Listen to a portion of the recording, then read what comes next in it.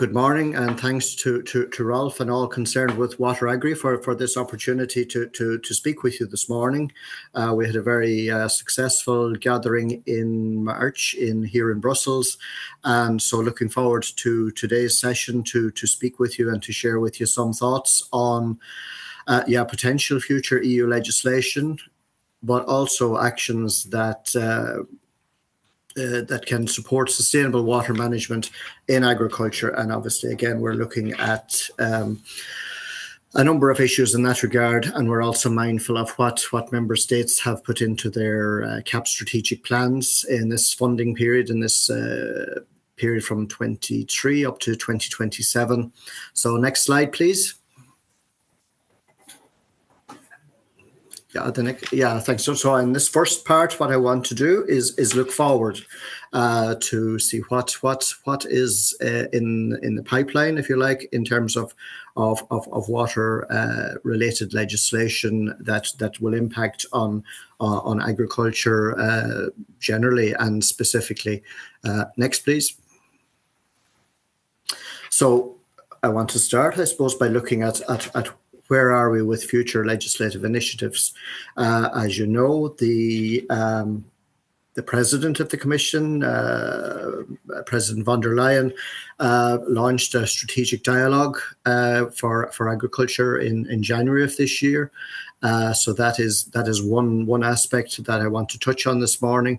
Obviously, now we're coming to the end of this particular college's time frame, and we're coming to the end of the mandate for the Parliament. So those issues are coalescing to a point where we now have to look at what the next multi-annual financial framework will bring.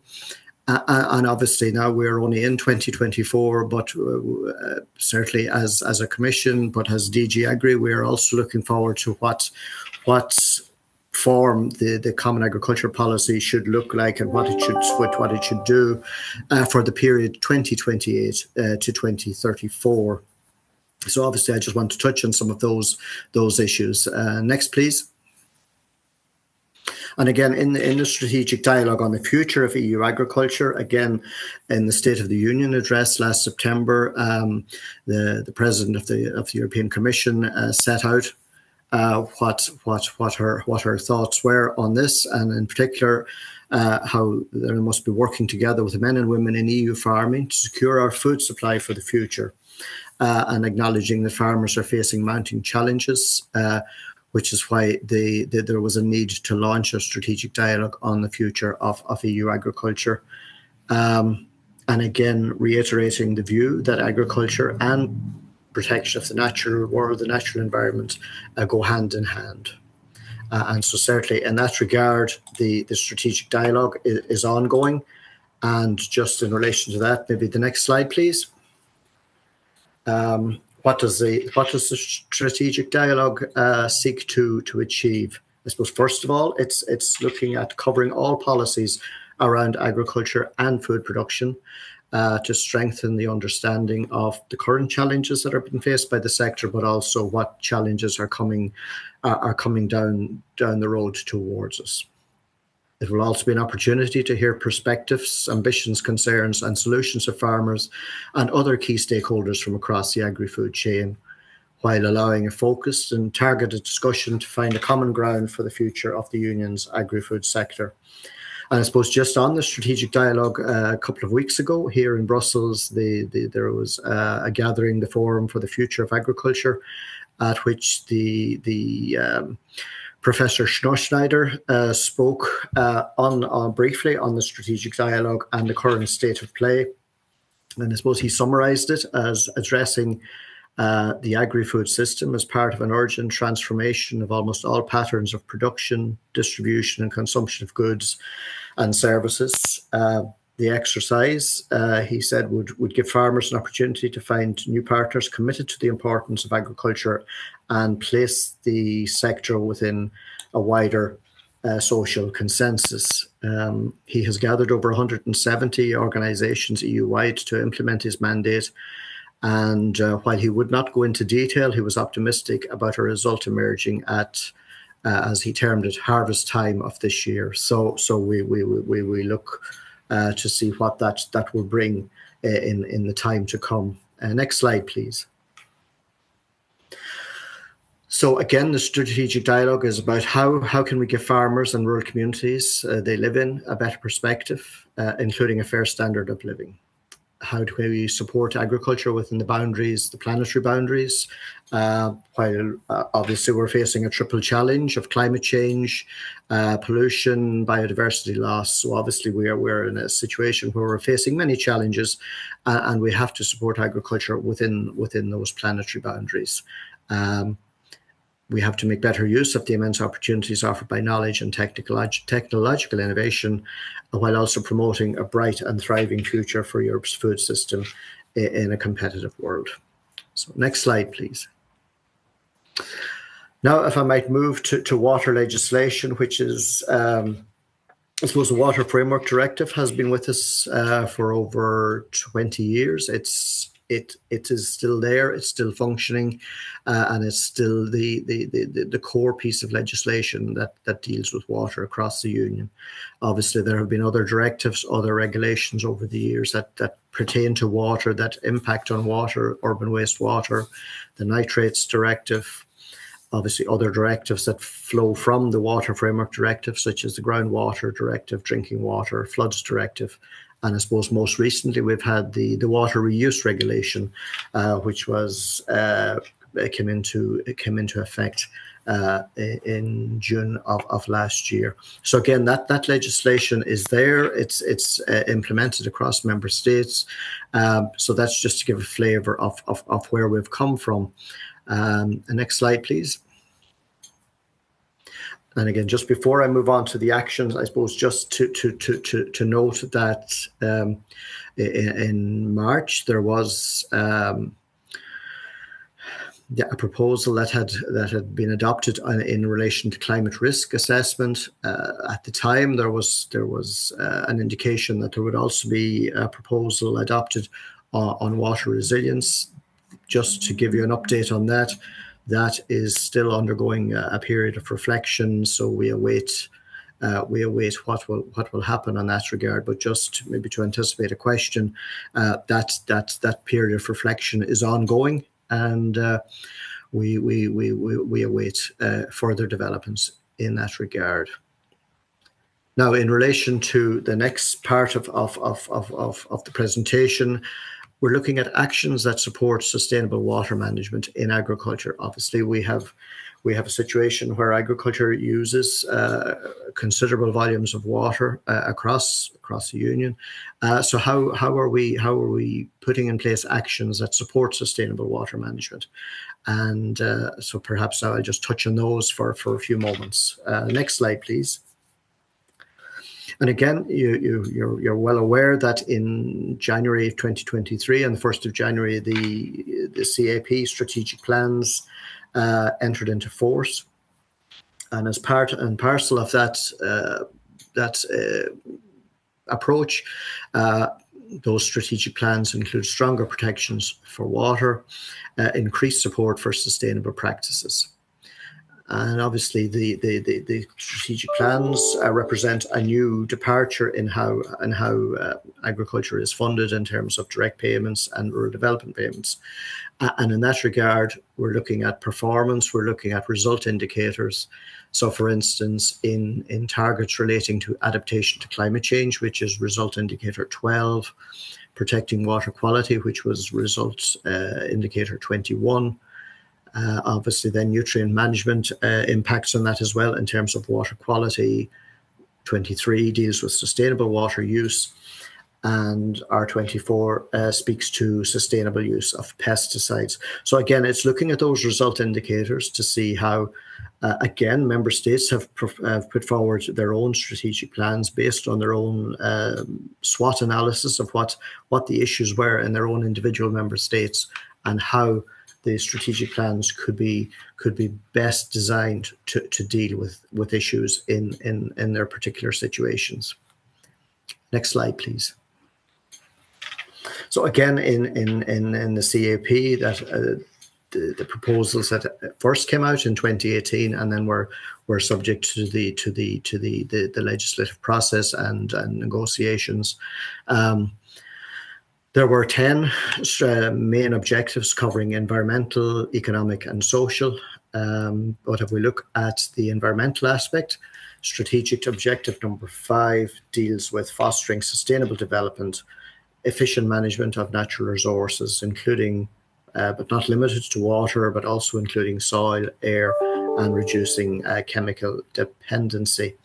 So again, just to reiterate, I suppose that it's part and parcel of the CAP strategic plans that those environmental objectives would form, if you like, a focus point for how member states would address issues. Next slide, please. And again, we're looking at the relevant interventions and practices. So what are we looking at? We're looking at interventions that are done on an area-based perspective, the agri-environment climate commitments, and eco schemes. We look at productive and non-productive investments. We have to be mindful also of the impact of the Natura 2000 and Water Framework Directive payments. And while these are all very important, we also look horizontally across what other issues and aspects can be dealt with. So again, horizontally, we're looking at cooperation, we're looking at innovation, knowledge transfer, training, advice, and again, within that mix, the importance of research and research initiatives is of crucial importance. Next slide, please. So again, in terms of the aspects for water, in terms of area-based interventions, obviously sustainable water use is a focus for a number of member states. And in the CAP strategic plans that were submitted and approved, 12 eco schemes were focusing on, resilient species or varieties, or ones that are adapted to promote sustainable water use and environmentally friendly management practices. 17 of the agri-environment climate commitments in strategic plans seek to improve water balance. Now we're looking at water quality, and we're looking at the quantitative management. We're looking at arable crops, precision farming, the sustainable use of water, and the efficient use of water. So again, member states in their strategic plans have set out where they see the issues in their own areas, in their own farming sector, in their agricultural sector, and how they can best address the issues that they face. Obviously, sustainable water is inextricably linked with soil and how soil can retain water. So we need to be able to improve water retention in soil. And again, the strategic plans put forward by a good number of member states are looking at how they can do that. You're looking at the organic carbon content, crop rotation systems, catch crops, cover crops, agroforestry. So as I say, these are what we're seeing from member states in how they've formulated their strategic plans. And so that is how they seek to address their own issues in their own specific circumstances. Next one, please. And again, on area-based, we're looking at Article 70, which provided for payments for management commitments, including the agri-environment, climate, organic and forestry. So again, as I say, water retention, improvement in soil, and then promoting use of crops or varieties that are more, drought tolerant or drought resistant. I think there are, again, the terminology, I think a crop or a variety that's more tolerant of drought. I think we might be asking too much of science and plant breeding to create plants that are totally drought resistant. But certainly, if we can bring crops and varieties that are more drought tolerant and that can more efficiently use water, then I think that is to be welcomed. Next, please. And again, looking at the practices, again, I suppose that there is this link between water and soil. So we're looking at prevention of soil degradation. We're looking at soil restoration. Obviously, you're aware that there is the soil monitoring law, soil health, looking out in a forward perspective to 2050. We're looking at improvement of soil fertility, nutrient management, and the soil biota, the living organisms in soil. We're looking at protection of biodiversity, conservation or restoration of habitats or species, and maintaining and creating landscape features or non-productive areas. And finally, I suppose we're looking at actions for a sustainable and reduced use of pesticides, in particular pesticides that present a risk for human health or environment. And again, obviously that is, again, what member states have set out in their plans and how they hope to address the various challenges that they face in the time to come. Next, please. Excuse me. In relation to non-productive investments, what can we say on that? We're looking at establishment of landscape features, ponds, terraces, forest features, a restoration of wetlands, peatlands, streams, enhancing water retention in the landscape, increasing water storage in soils and infiltration into groundwater, because obviously I think we're mindful always that we have a water cycle. It's there it provides the water we need. It gets into the groundwater by infiltration. And then we have the various designations of blue water, green water, grey water. So again, these aspects are of crucial importance in how we retain water in the landscape, how we increase that water storage and infiltration. And obviously the non-productive investments are a key aspect of mitigating the risk of floods, increasing resilience to droughts and floodplain restoration.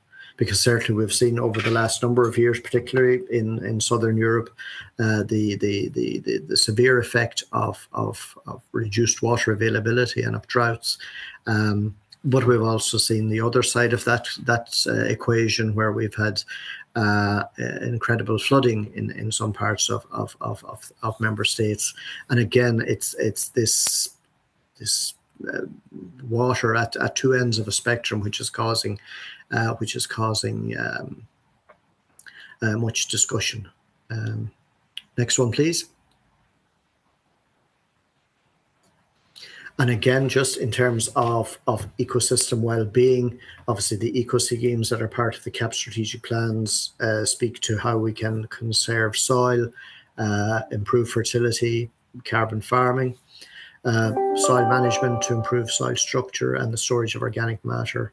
We're looking at natural water retention, nature-based solutions to improve water retention. And again, the agri-environment climate commitments speak to that also. Next one, please. Again, I suppose looking at Natura and looking at the Water Framework Directive payments, again, Article 72 deals with area-specific disadvantages resulting from certain mandatory requirements that farmers, landowners are obliged to do. So Article 72, this particular payment on Water Framework Directive allows for a compensation of farmers for those mandatory restrictions that are required by the Water Framework Directive. Measures could be included in national law, regional law, or the river basin management plans. Payment, again, is for additional costs incurred, income foregone relating to these requirements. It's a measure that is possibly underutilised, not used enough in rural development plans or CAP strategic plans, while I suppose it has a potential, an important potential in achieving Water Framework Directive objectives. Again, looking at drinking water protection zones, so that therefore there will be mandatory restrictions on nutrients and pesticides beyond those included in nitrate action plans. Next slide, please. Again, I think, yeah, we can move to the next one, please. So again, just looking at just maybe as by way of summary, I suppose the important aspects for water, the enhanced conditionality that I suppose in the previous CAP funding period was classed as cross compliance and greening. So the GAEC1 looking at climate change, maintaining permanent grassland, the GAEC protection of wetlands and peatlands. But specifically on water, I suppose we're looking at the GAEC4, which again was establishing buffer strips across water courses, again for the obvious benefits of, again in terms of maintenance of soil, and again dealing with nutrient management in particular areas. And again, those other aspects on soil and biodiversity, we can move on from that to the next one, please. And again, I suppose just touching briefly on horizontal items, Article 73 covers productive and non-productive investment support. It looks at knowledge transfer, innovation, cooperation, training and advice. And I suppose certainly, I suppose many years ago, as a young graduate, I worked as an agricultural advisor, consultant for farmers in my native country. So certainly the importance of getting knowledge from research out onto farms so that farmers can adopt that knowledge has always been, to my mind, a crucial aspect of how we improve our farming, how we get that most recent research, applicable research, out onto farms so that it can be adopted. And again, I think that knowledge transfer, that cooperation, that training and advice plays a crucial role in getting information, getting knowledge shared, but also I suppose it's a two-way road in terms of getting commentary back from farmers on how applicable it is, or how it could be improved to deal with particular farming situations. So I think that whole aspect of agriculture knowledge innovation system, or the CAP ACIS, is of crucial importance. Next one, please. And again, I suppose I might just finish on this because I'm conscious of your time constraints. Nature-based solutions, again, how they can help freshwater ecosystem well-being, ensuring that the soil is able to absorb and store rainfall, slowing down water runoff, restoring natural functions of surface water flows, and restoration of the functioning of floodplains of rivers. And again, I suppose we see that in how rivers can meander, and how that can allow water to replenish the groundwater stocks that we have, and be of benefit to soil water retention, while again allowing for improvement in the well-being of ecosystems. I think I'll stop there, and happy to take any questions. Thank you for your attention. Thank you very much, Patrick. Thank you. We can hear that your outlook is very busy, but maybe a few questions from the audience. We need to use microphone. Yes? This may be a silly question, but you mentioned productive and can you hear me? Yes, I can indeed, yes. Yes. You mentioned productive and non-productive investments. The non-productive, I just wanted to know why they're called non-productive, because all the points you mentioned under that slide, you kept reiterating that they are very important for all the other directives and other things that we're talking about. So I just, that was the question. Yeah. Yes, a good question, and thank you for that. Yes, it's possibly an unfortunate naming or nomenclature by non-productive. Yeah, I suppose in productive investments, we speak to those investments that farmers, that landowners can make, that are improving their their day-to-day production and their how they run their businesses. The non-productive, yes, I suppose we're looking more at, for instance, water storage, I suppose, could fall under that category in terms of a more widespread storage of water, maybe in reservoir or somewhere like that. That it's not actually on a farm basis, but it's more of a wider societal aspect. But again, I take the point that perhaps non-productive is not the most iterative description. Hello, you, my name is Martin Regelsberger. Good morning. Good morning. I want to add on this because by naming some measures non-productive, this leads to, in the payment scheme, to payments which are named compensation instead of just the payment by society for important functions the farms can or farming can have for the environment. So the farmers, instead of getting paid for what they're doing, they're getting compensated, which is also a framing that is a little bit underestimating, actually, or not giving full value for these very important environmental activities farming must have in the future. And I wonder whether this non-productive and then compensation framing couldn't be changed in order to make things happen. Because the main thing, you started by telling us there is a reflection process going on right now. Mm-hmm. But actually then, afterwards, you had all the solutions already. We know what we need to do.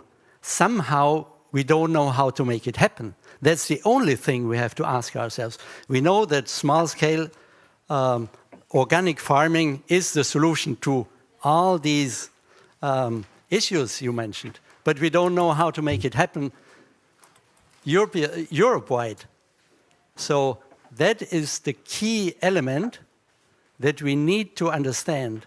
And if all these functions then, the important environmental functions, are called at the end non-productive, and the farmers are only compensated, maybe that is a key element which will not make this happen again.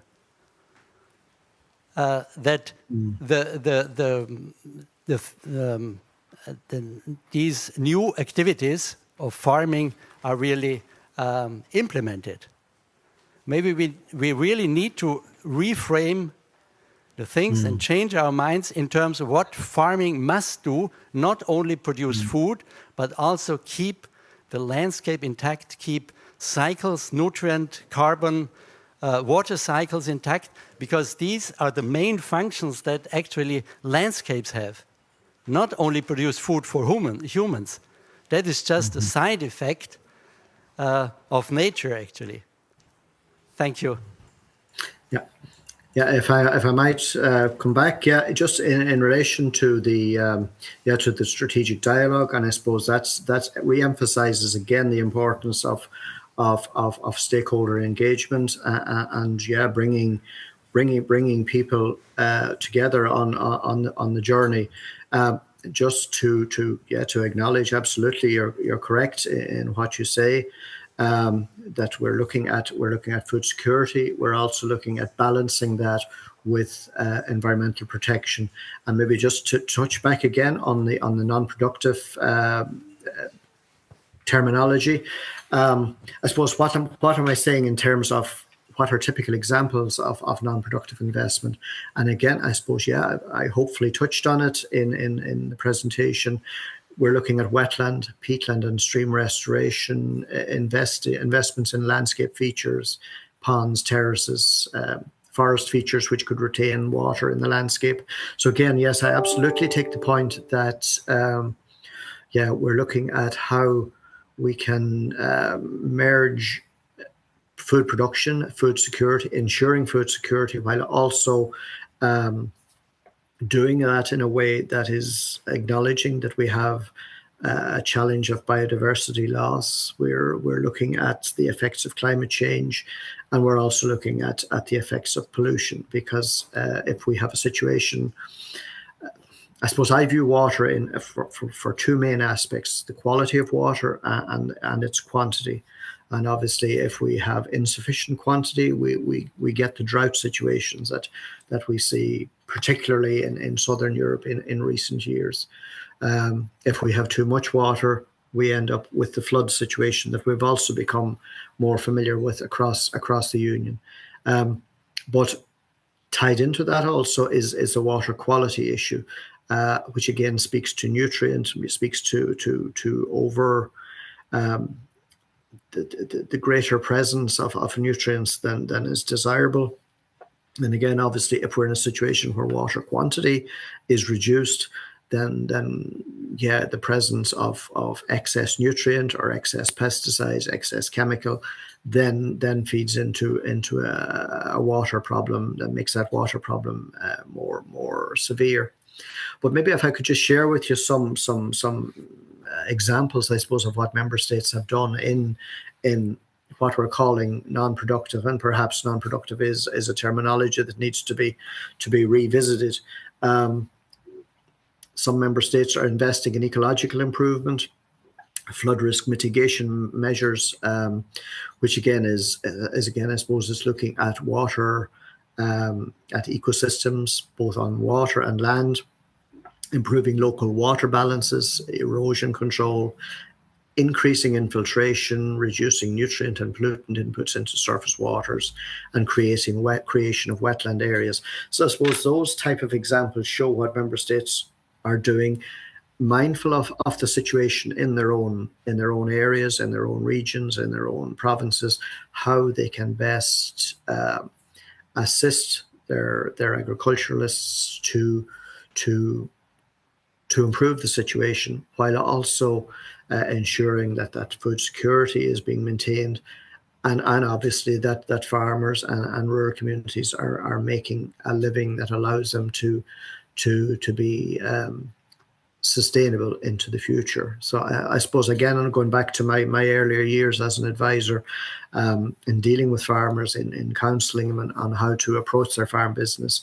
Again, it's bringing people on the journey, and it's explaining why things are necessary and how those changes can be made, but in a way that won't adversely affect how they've been farming, how they've been achieving a good farm income. So I think those are the challenges that we face, and yes, they're not simple, but they're challenges that we have to address nonetheless. We will have two more questions because we need to move on with the agenda. So Philip and then Gustav. Yes, thank you very much. This was a very interesting talk.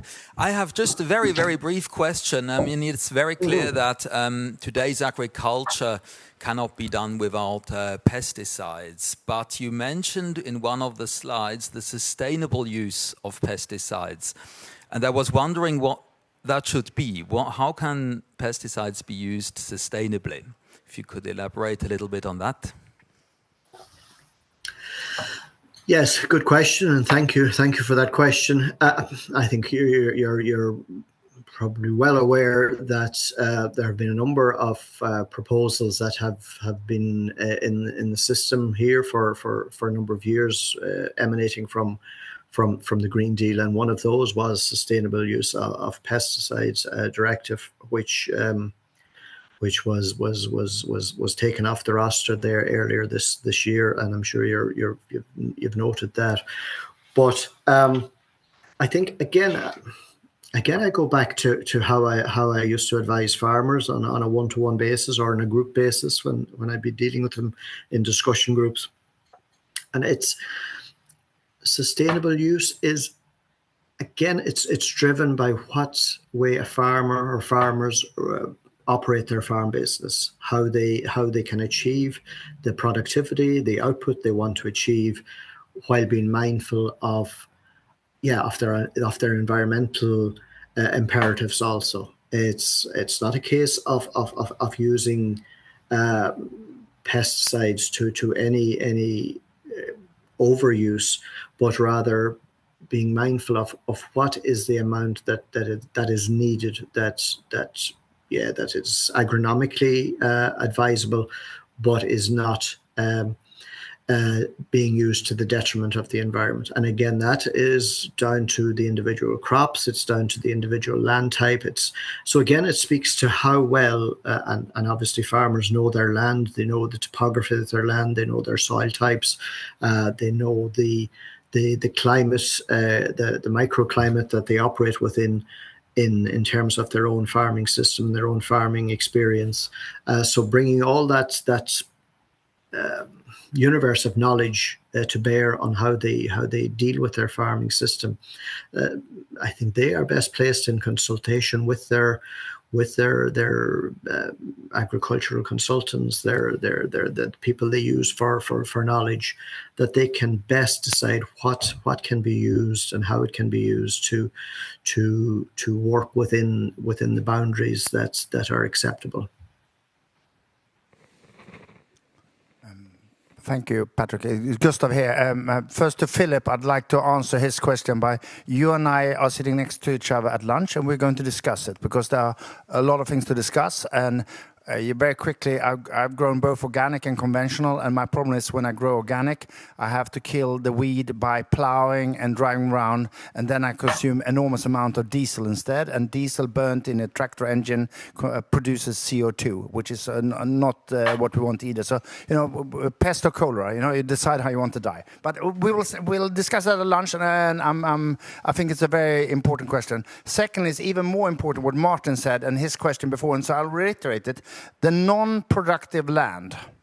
So I am a tenant farmer and I own land, and I get very, very upset when politicians or governmental authorities call some of my land non-productive, because it produces something. And this is also how, I think that the EU I think many farmers would appreciate if, when we talk about non-productive land, and, I have land that is suitable to grow crops on, and I have land that is suitable to be a pasture for cows, or maybe even nothing, and we have water dams and something. So I think that the level, I think the word is very dangerous, because it literally tells people that the farmers, they have a lot of things that they don't even need to use, and I think that's a big danger. So I just want to go back and said, is there another way to phrase it instead of non-productive land? Thank you. And it's not a question; it's a it's a very strong field, but I just want to reiterate, because it's a very good question. Thank you. Thank you. Okay. Thank you very much, Patrick, for being with us.